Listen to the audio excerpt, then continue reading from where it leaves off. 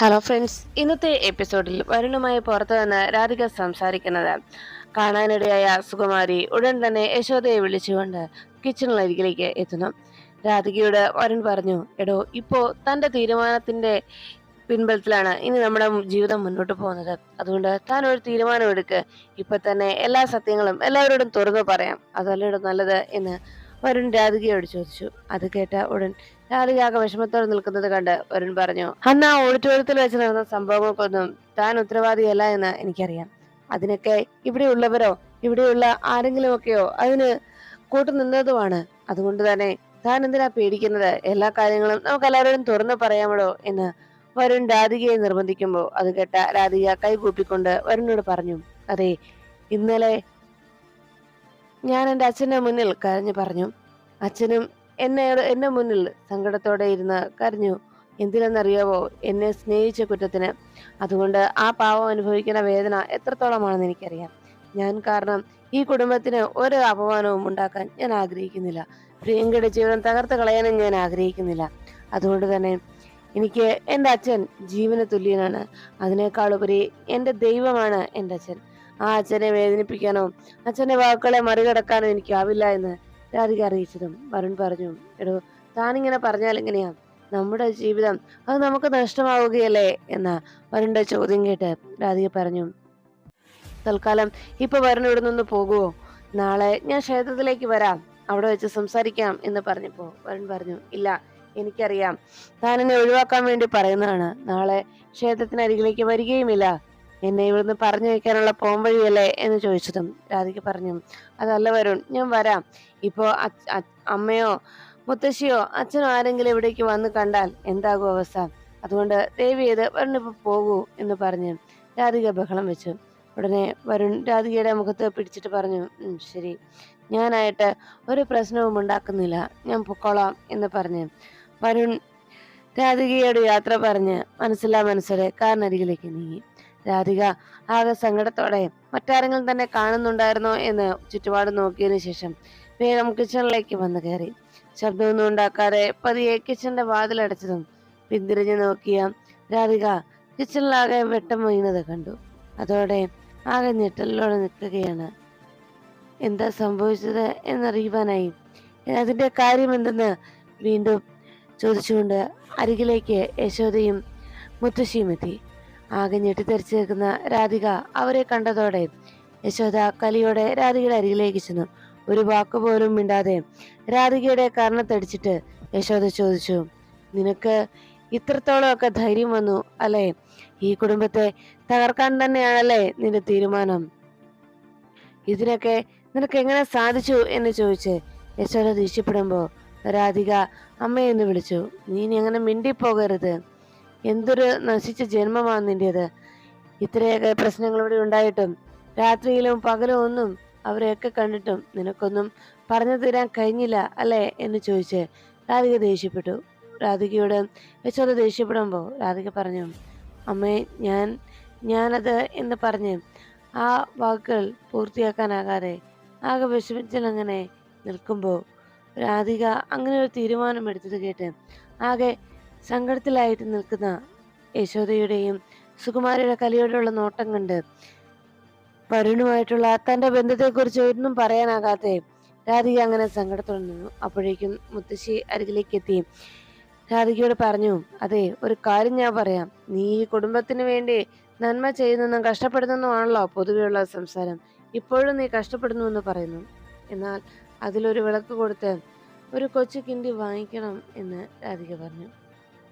അതെല്ലാം കേട്ട ഉടൻ തന്നെ രാധികയോട് ഞാൻ പറഞ്ഞു, തൽക്കാലം ഇവിടെയുള്ള പ്രശ്നങ്ങളൊക്കെ താമസിയാതെ തന്നെ ഇല്ലാതാക്കാൻ കഴിയും.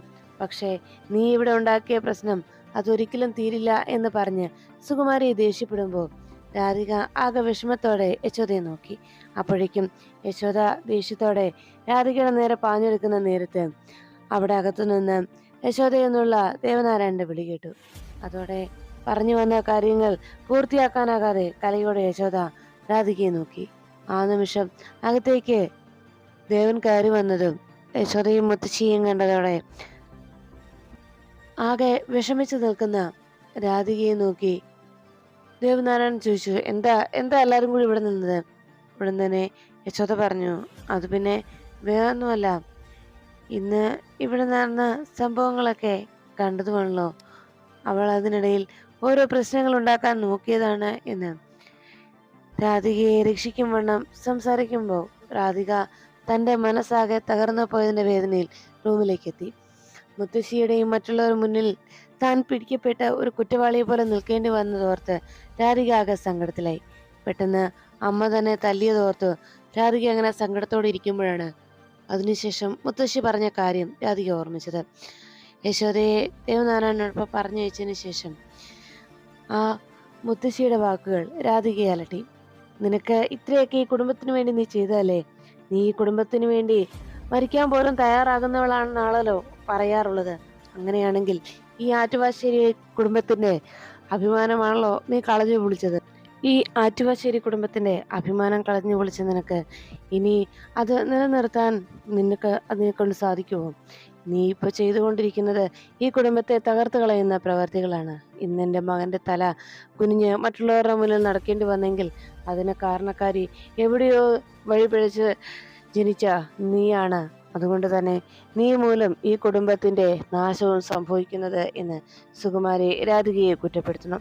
ഇത് രാധികയോട് അങ്ങനെ പറഞ്ഞ് സുകുമാരി ദേഷ്യപ്പെടുന്ന സമയത്ത് യശോദ രാധികയുടെ നേരെ കലിയോടെ നിൽക്കുമ്പോൾ എല്ലാത്തിനും കാരണക്കാരി രാധികയാണെന്നുള്ള രീതിയിലുള്ള അവരുടെ പെരുമാറ്റവും കൂടി കണ്ടതോടെ രാധിക ആകെ തകർന്ന രീതിയിൽ അങ്ങ് നിന്നു. എന്താ പറ്റിയത് എന്നുള്ള രീതിയിൽ രാധികയുടെ സങ്കടത്തോടെയുള്ള നോട്ടം കണ്ടതും കണ്ടില്ലേ, അവൾക്കൊന്നും അറിയാത്തതുപോലെ അവൾ അഭിനയിക്കുന്നത് കണ്ടില്ലേ, ഇവളെ ഇങ്ങനെയൊന്നും വെറുതെ വിടുകയല്ല ചെയ്യേണ്ടത് എന്ന് പറഞ്ഞ് സുകുമാരി രാധികയോട് ദേഷ്യപ്പെട്ടു. മിണ്ടിപ്പോകരുത് നീ ഈ കുടുംബത്തിന് വേണ്ടി കാണിച്ചു കൂട്ടിയത് എന്തൊക്കെയാടി എന്ന് രാധികയെ ചോദ്യം ചെയ്യുന്ന നേരത്ത് പെട്ടെന്ന് അകത്തു നിന്ന് യശോദ എന്നുള്ള ദേവനാരായണന്റെ വിളി കേട്ടു. അതോടെ സുകുമാരിയും യശോദയും ആകെ പരിഭ്രമത്തിലായി.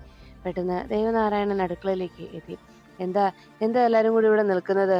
അപ്പോഴേക്കും ആകെ ഭയന്ന് വിറച്ചു നിന്ന രാധിക കണ്ണുനീരൊക്കെ തുടച്ച് അവിടെ നിൽക്കുമ്പോൾ ദേവനാരായണൻ അരികിലേക്ക് എത്തി ചോദിച്ചു, എന്തു പറ്റി? എന്താ എല്ലാരും ഇവിടെ വന്ന് നിൽക്കുന്നേ? അപ്പോഴേക്കും ദേവനാരായണനോട് സുകുമാരി പറഞ്ഞു, ഒന്നുമില്ല ദേവ, ഞാൻ യശോദയോട് പറയുകയായിരുന്നു ഇവളുടെ മേലെ ഒരു കണ്ണു വേണമെന്ന്. ഇത്രയൊക്കെ പ്രശ്നങ്ങൾ ഉണ്ടായതല്ലേ, മനുഷ്യനല്ലേ, സ്വാഭാവികമായിട്ടും എന്തെങ്കിലുമൊക്കെ തെറ്റായ ചിന്തകൾ ഉണ്ടായാലോ. അതുകൊണ്ട് ഞങ്ങൾ അവളെ അന്വേഷിച്ച് വന്ന് നോക്കിയപ്പോൾ ഇവള് പുറത്തിറങ്ങി നിൽക്കുന്നു. അതുകൊണ്ട് മനസ്സിന് വിഷമം തട്ടിയിരിക്കുന്ന സമയമല്ലേ, ഒരു ശ്രദ്ധ ഇവളുടെ മേൽ എപ്പോഴും ഉണ്ടാകണമെന്ന് യശോദയെ ഞാൻ ഉപദേശിക്കുകയായിരുന്നു എന്ന് മുത്തശ്ശി പറഞ്ഞതും ദേവനാരായണൻ വേഗം രാധികയുടെ അരികിലേക്ക് ചെന്നു. എന്താ മോളെ, എന്താ മോക്ക് പറ്റിയത്? ഉടനെ ദേവനാരായണനോട് യശോദ പറഞ്ഞു, പ്രത്യേകിച്ച് കുഴപ്പമൊന്നും തന്നെ ഇല്ല. അപ്പോഴേക്കും സുകുമാരി പറഞ്ഞു, അതെ, നിങ്ങൾ രണ്ടുപേരും ചെന്ന് കിടക്കാൻ നോക്ക്, ഇവളെ ഞാൻ പറഞ്ഞു വിട്ടോളാം എന്ന് മുത്തശ്ശി പറയുമ്പോൾ ദേവനാരായണൻ സംശയത്തോടെ സുകുമാരിയെ നോക്കി.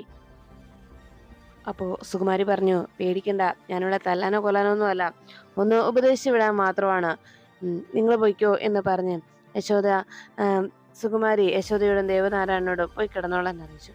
അവരോടൊന്ന് പോയതിനു ശേഷം മുത്തശ്ശി വേഗം രാധികയുടെ നേരെ തിരിഞ്ഞിട്ട് പറഞ്ഞു, അതെ, നിന്നെ ഇത്രയും നാളും ഇവര് വളർത്തി വലുതാക്കി ഇത്രയൊക്കെ നിന്നെ ആക്കിയില്ലേ, അതുകൊണ്ട് ഇനിയെങ്കിലും ഈ ആറ്റുവാശ്ശേരി കുടുംബത്തോട് നിനക്ക് അല്പമെങ്കിലും നന്ദിയുണ്ടെങ്കിൽ ഈ നിമിഷം നീ ഈ വീട് വിട്ട് ഇറങ്ങിപ്പോണം. ഇപ്പോ ഇവിടെ നിന്ന് പോയ എൻ്റെ മോനുണ്ടല്ലോ, അവനെ ഓർത്തിട്ടാണ് സത്യം ഞാൻ പറയാതിരുന്നത്, അല്ലാതെ നിന്നെ രക്ഷിക്കാനൊന്നുമല്ല. ഇവിടുന്ന് പോയ നിന്റെ അച്ഛനെന്ന് നീ പറയുന്ന എൻ്റെ മോന്റെ ജീവനും അവന്റെ അഭിമാനത്തിനും അല്പമെങ്കിലും വില നീ കൽപ്പിക്കുന്നുണ്ടെങ്കിൽ ഇനി നീ ഈ ആറ്റുവാശ്ശേരിയിൽ കാണരുത് എന്ന് പറഞ്ഞുകൊണ്ട് സുകുമാരി അവിടുന്ന് അകത്തേക്ക് പോന്നു.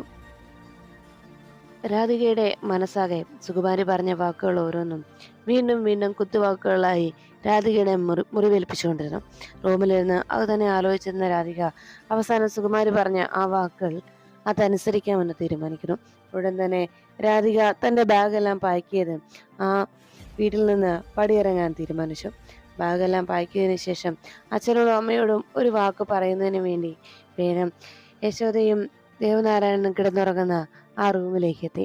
രണ്ടുപേരും നല്ല മയക്കത്തിലായതുകൊണ്ട് രാധിക അരികിലേക്ക് എത്തി ഇരുവരെയും നോക്കി മനസ്സുകൊണ്ട് പ്രാർത്ഥനയോടെ പറഞ്ഞു, ഞാൻ ഒരു ഭാഗ്യം കെട്ട ജന്മമാണ്, അല്ലെങ്കിൽ നിങ്ങളുടെ ഈ സ്നേഹം ഉപേക്ഷിച്ച് പോകാൻ എനിക്ക് സാധിക്കുമായിരുന്നില്ലല്ലോ. എന്തായാലും ഇങ്ങനെയൊരു ഭാഗ്യം കെട്ട ജന്മത്തിന് ഇത്രയും നാളും വളർത്തിയതിന് നന്ദിയെങ്കിലും എൻ്റെ അച്ഛനോടും അമ്മയോടും ഞാൻ കാണിക്കണമെന്നാണ് മുത്തശ്ശി പറഞ്ഞത്. ഞാൻ മൂലമാണ് ഈ കുടുംബത്തെ പ്രശ്നങ്ങൾ ഉണ്ടാകുന്നത്. ഞാൻ കാരണം ഇനി പ്രിയങ്കയുടെ ജീവിതം തകരില്ല. അതുകൊണ്ട് ഇനി ഞാൻ ഈ വീട്ടിൽ നിൽക്കുന്നില്ല. എന്നോട് ക്ഷമിക്കണം. ഇരുവരും എന്നെ ശപിക്കരുത് എന്ന് പ്രാർത്ഥനയോടെ അച്ഛൻ്റെയും അമ്മയുടെയും കാല് തൊട്ട് യാത്ര പറയാൻ ആഗ്രഹിച്ച രാധിക കാലിൽ തൊട്ടാൽ ചിലപ്പോൾ അവർ എഴുന്നേൽക്കുമെന്ന് രാധികയ്ക്ക് മനസ്സിലായി. ഉടൻ തന്നെ രാധിക അവർ കിടന്നുറങ്ങുന്ന ആ ബെഡിൻ്റെ ആ കട്ടിലിൻ്റെ കാൽച്ചുവട്ടിൽ രാധിക കൈവച്ചുകൊണ്ട് രണ്ടുപേരുടെയോടും കാല് തൊട്ട് അനുഗ്രഹം വാങ്ങിച്ചതുപോലെ അവരുടെ മുന്നിലിരുന്ന് പ്രാർത്ഥിച്ചിട്ട് രാധിക അവിടെ നിന്ന് ഇറങ്ങുന്നു. വീട് വിട്ടിറങ്ങുന്ന നിമിഷം രാധിക മനസ്സിൽ ചിന്തിച്ചു, ഇങ്ങോട്ട് വന്നപ്പോൾ ഞാനൊന്നും കൊണ്ടുവന്നിട്ടില്ല, അതുകൊണ്ട് പോകുമ്പോഴും ഞാനൊന്നും കൊണ്ടുപോകുന്നില്ല എന്ന് മനസ്സിൽ പറഞ്ഞുകൊണ്ട് രാധിക വേഗം ആ വീടിൻ്റെ പടിയിറങ്ങി. പിന്നീട് രാധിക വന്നെത്തുന്നത് ശ്രീകൃഷ്ണപുരത്തെ ശ്രീകൃഷ്ണ അമ്പലത്തിലേക്കാണ്. ഏറ്റവും പ്രിയപ്പെട്ട ആ ഭഗവാന്റെ തിരുമുറ്റത്തേക്ക് വന്നെത്തിയ രാധിക അവിടെ ഭഗവാന്റെ ആ ക്ഷേത്ര സന്നിധിയിലേക്ക് വന്നതും രാധിക ശ്രീകോവിലിന് മുന്നിലെത്തി പ്രാർത്ഥിച്ചു. ഭഗവാനെ, എനിക്ക് ഏറ്റവും വേണ്ടപ്പെട്ടവരും എനിക്ക് പ്രിയപ്പെട്ടവരെയും എല്ലാം ഉപേക്ഷിച്ച് ഞാൻ പോവുകയാണ്. അതിലെനിക്ക് ഏറ്റവും പ്രധാനപ്പെട്ടത് അങ്ങാണ്. ഈ ക്ഷേത്രത്തിലേക്ക് ഇനിയൊരു തിരിച്ചുവരവ് എനിക്കില്ല. അതുകൊണ്ട് ഇനിയൊരു തിരിച്ചുവരവ് ഈ ജന്മം ഉണ്ടാകുമെന്നും തോന്നുന്നില്ല എന്നെല്ലാം ഭഗവാനോട് കണ്ണീരോടെ പ്രാർത്ഥിച്ചിട്ട് അവിടെ നിന്ന് രാധിക പോകാൻ തുടങ്ങുമ്പോൾ, അങ്ങനെ അങ്ങ് പോകാൻ പറ്റുമോ പ്രിയപ്പെട്ടവരെയെല്ലാം ഉപേക്ഷിച്ചിട്ട് എന്നൊരു ചോദ്യം അശരീരിയായി രാധികയുടെ നേരെ എത്തി. രാധിക ഭയത്തോടെ അത് ആരാണെന്നറിയാനായി ആ ക്ഷേത്രത്തിൻ്റെ വാതിലിനരികിലേക്ക് ഓടിച്ചെന്നു. അപ്പോഴാണ് ആ ഭിത്തിക്കരികിൽ നിന്ന് ഒരാൾ പുഞ്ചിരിയോടെ തന്നെ നോക്കുന്നത്. കയ്യിൽ ഓടക്കുഴലും തലയിൽ മയിൽപീലിത്തുണ്ടുള്ള ഒരു കിരീടവുമൊക്കെ വെച്ച് സർവാഭരണ വിഭൂഷിതനായി തന്നെ നോക്കി പുഞ്ചിരി തൂക്കി നിൽക്കുന്ന ശ്രീകൃഷ്ണ ഭഗവാനെ കണ്ട് രാധിക അതിശയത്തോടെ ഭഗവാനെ എന്ന് വിളിച്ചുകൊണ്ട് കൈകൂപ്പി നിന്നു. ഭഗവാൻ പുഞ്ചിരിച്ചുകൊണ്ട് രാധികയെ നോക്കിയിട്ട് പറഞ്ഞു. സങ്കടത്തോടെയുള്ള രാധികയുടെ നിൽപ്പ് കണ്ട് ഭഗവാൻ രാധികയെ സമാധാനപ്പെടുത്തും വണ്ണം പറഞ്ഞു, എന്താ കുട്ടി പറഞ്ഞത് എന്ന് ചോദിച്ചതും രാധിക ഭഗവാന്റെ മുന്നിൽ കൈകോപ്പി നിന്നുകൊണ്ട് പറഞ്ഞു, ഞാൻ മൂലം എന്നെ സ്നേഹിക്കുന്നവർക്കെല്ലാം വേദനയാണ്. അതുകൊണ്ട് എൻ്റെ പ്രിയപ്പെട്ടവരെ എല്ലാം ഉപേക്ഷിച്ച് പോകാനാണ് എൻ്റെ തീരുമാനമെന്ന് പറഞ്ഞതും ഉടനെ ഭഗവാൻ ചോദിച്ചു, അതെ, ഈ ലോകത്ത് നന്മയുള്ളവരും മനസ്സിൽ സ്നേഹവും നന്മയും ഒക്കെ ഉള്ളവർക്കാണ് ഈ ലോകത്ത് ജീവിക്കാനുള്ള അർഹതയുള്ളത്. അതുകൊണ്ട് അങ്ങനെയുള്ളവരെ ഒരിക്കലും ഈശ്വരൻ കൈവിടില്ല എന്ന് പറഞ്ഞു. അത് കേട്ട രാധിക ചോദിച്ചു, എങ്കിലും ഭഗവാൻ എന്നോട് കാണിക്കുന്നത് ഈ പരീക്ഷണങ്ങളൊക്കെ തരണം ചെയ്യാൻ എനിക്കാവില്ല ഭഗവാനെ എന്ന് രാധിക അറിയിച്ചതും ഉടനെ ഭഗവാൻ പറഞ്ഞു, അതെ, ഈ ഭഗവാനായ എനിക്ക് പോലും എന്തെല്ലാം പരീക്ഷണങ്ങളും പ്രതിസന്ധികളും ഉണ്ടായിട്ടുണ്ട്. അതെല്ലാം തരണം ചെയ്തല്ലേ ഞാനും വന്നത്, എന്താ അറിഞ്ഞൂടെ എന്ന് ചോദിച്ചപ്പോൾ രാധിക പറഞ്ഞു, അവിടുന്ന് ഭഗവാനാണ്, ഈ പ്രപഞ്ചത്തിൻ്റെ നാഥനാണ്. അങ്ങയുടെ മേൽ വന്ന് വീഴുന്ന ഏത് പ്രശ്നങ്ങളും അതെല്ലാം അവിടുത്തെ മുന്നിൽ ഒരു പൂക്കൾക്ക് സമമാണ്. എന്നാൽ ഞാൻ വെറും ഒരു പാഴ്ജന്മം, ഒരു സാധാരണ മനുഷ്യ സ്ത്രീ. എനിക്ക് ഇതിനെയൊന്നും തരണം ചെയ്യാനുള്ള കഴിവില്ല എന്ന് രാധിക വിഷമത്തോടെ ഭഗവാനോട് അറിയിച്ചു. ഇതെല്ലാം കേട്ടതും ഭഗവാൻ പുഞ്ചിരിയോടെ അവിടെ നിന്ന് മാഞ്ഞതിന് ശേഷം മറ്റൊരിടത്ത് വന്ന് പറഞ്ഞു, അതെ, എല്ലാ പ്രശ്നങ്ങൾക്കും പരിഹാരം ഉണ്ടാകും. ജീവിതത്തിൽ എന്നും നല്ലത് മാത്രമാണ് ഉണ്ടാകുന്നത്. ഇപ്പോൾ ഒരു തെറ്റിദ്ധാരണയുടെ പുറത്തല്ലേ എല്ലാം സംഭവിക്കുന്നത്. ആ തെറ്റിദ്ധാരണ മാറാൻ കുറച്ച് സമയമെടുക്കും. എങ്കിലും പിന്നീട് ജീവിതത്തിൽ സന്തോഷം മാത്രമേ ഉണ്ടാവുകയുള്ളൂ. പിന്നെ അങ്ങനെ എല്ലാം ഉപേക്ഷിച്ച്, നഷ്ടപ്പെട്ടതെല്ലാം, പ്രിയപ്പെട്ടവരെയെല്ലാം ഉപേക്ഷിച്ച് അങ്ങനെ ഈ ലോകത്തു നിന്ന് പോകാനോ പ്രിയപ്പെട്ടതിൽ നിന്ന് അകന്നു നിൽക്കാനോ ഒരിക്കലും ആവില്ല എന്ന് രാധികയോട് ഭഗവാൻ പറഞ്ഞു. രാധിക ഭഗവാന്റെ വാക്കുകളെല്ലാം കേട്ട് ആകെ ഞെട്ടലോടെ അങ്ങനെ നിൽക്കുമ്പോൾ ഭഗവാൻ പുഞ്ചിരിച്ചുകൊണ്ട് രാധികയുടെ അരികിൽ നിന്ന് മറഞ്ഞു. രാധിക ഭഗവാൻ തൻ്റെ അടുത്ത് വന്ന് പ്രാർത്ഥിച്ചതൊക്കെ വിശ്വസിക്കാനാകാതെ അവസാനം ആ ശ്രീകോവിലിന് മുന്നിൽ ബോധം കെട്ട് നിലത്ത് വീഴുന്നു. പിറ്റേന്ന് രാവിലെ ദേവനാരായണൻ രാധികയെ വിളിച്ചതും യശോദ കുളിച്ചെല്ലാം റെഡിയായി രാധികയെ കാണാനായി റൂമിലേക്ക് എത്തി. രാധിക അവിടെ കാണാറായതോടെ വീട് മുഴുവൻ യശോദ രാധിക അന്വേഷിച്ച് നടന്നു. അവസാനം രാധികയെ കണ്ടെത്താൻ കഴിയാത്തതിന് നിരാശയിൽ യശോദ വന്ന് സുകുമാരിയോട് രാധികയെ കാണാനില്ല എന്നുള്ള വാർത്ത അറിയിച്ചു.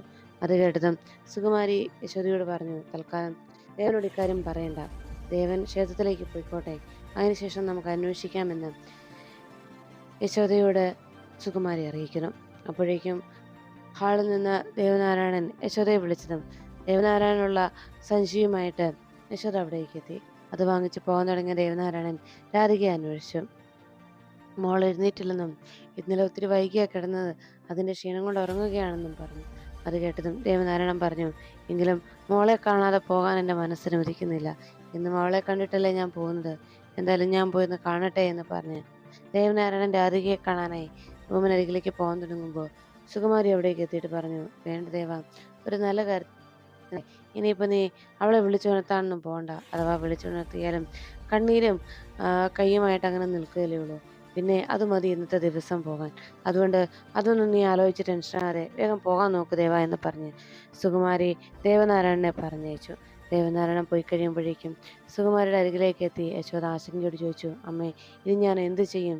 എൻ്റെ മോൾ എവിടെ പോയി എന്ന് ചോദിച്ചപ്പോൾ നിൻ്റെ ഒരു മോള് എന്ന് പറഞ്ഞ് സുകുമാരി ദേഷ്യപ്പെടുന്നു. പിന്നീട് ദേവനാരായണൻ തിരുമേനി ഇതൊന്നും അറിയാതെ ക്ഷേത്രത്തിലേക്ക് പുറപ്പെട്ടു.